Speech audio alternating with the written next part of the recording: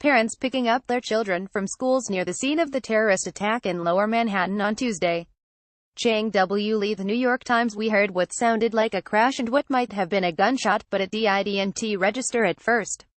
Lower Manhattan is loud at every hour with traffic and construction, and my wife and I have grown used to ignoring the ambient noise.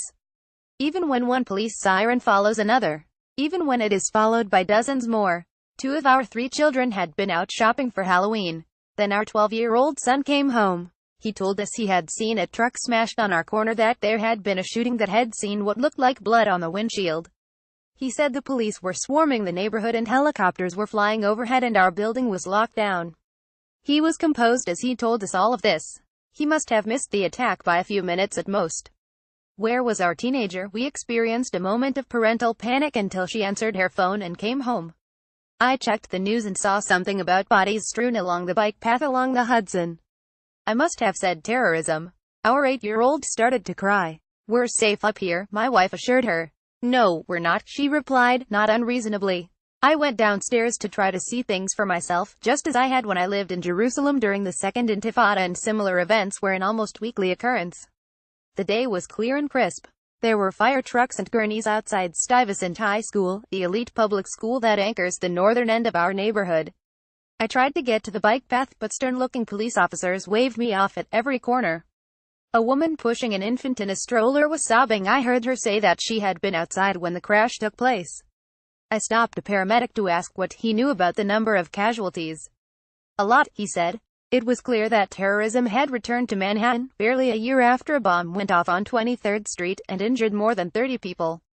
Within an hour it became clear that it was the act of another jihadist, most likely a self-starter inspired by what he had seen on TV of similar attacks in Barcelona and Nice.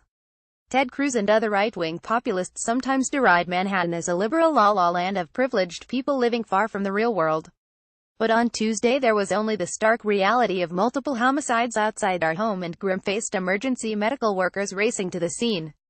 Disasters that strike close to home inevitably affect us differently from those we observe at a distance. I cross the bike path near the spot where the terrorist crashed his truck every day. My kids learned to ride their bikes on the same path that became Tuesday's scene of carnage.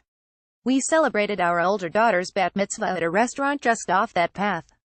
My son went to soccer camp at Pier 40, where the rampage began. There, but for the grace of God go, I may be the world's most shop-worn phrase, but it's one you feel keenly after an event like this.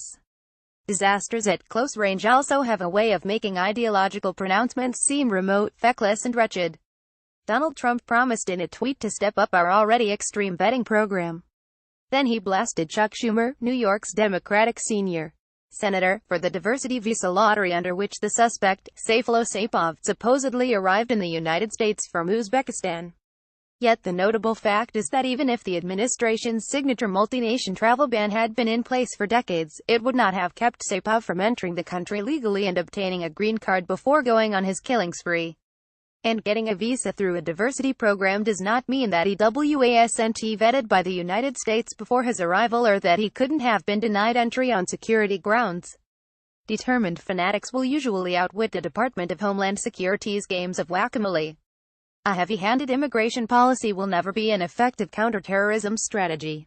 In the meantime, the responses that are meaningful, and for which one feels actual gratitude, are all local. Ryan Nash, the officer who shot the suspect as he waved what seemed to be 2 guns, toys, as it turned out, in the middle of West Street. The parents and teachers at PS 89 for sheltering the kids just as they were being let out for the day. The police and fire departments and emergency medical services for turning the world's most vulnerable city into one of the safest and most welcoming. This is real America. Most of the people who live or work nearby, from the Goldman bankers to the Stuyvesant whiz kids, are drivers who came from other places and started with a lot less.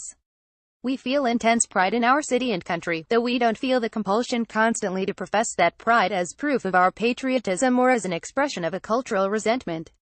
Few of us may go to church or own a gun, and hardly any of us voted for the president.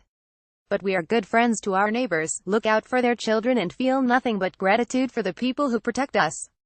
And we choose to live in a place that we know is a target for fanatics, because fanatics will always target the things we prize most: openness, diversity, sky-high ambition, and the belief that we are more than simply our racial or religious identities.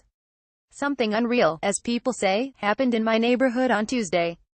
but we stayed real, and trick-or-treating proceeded on schedule.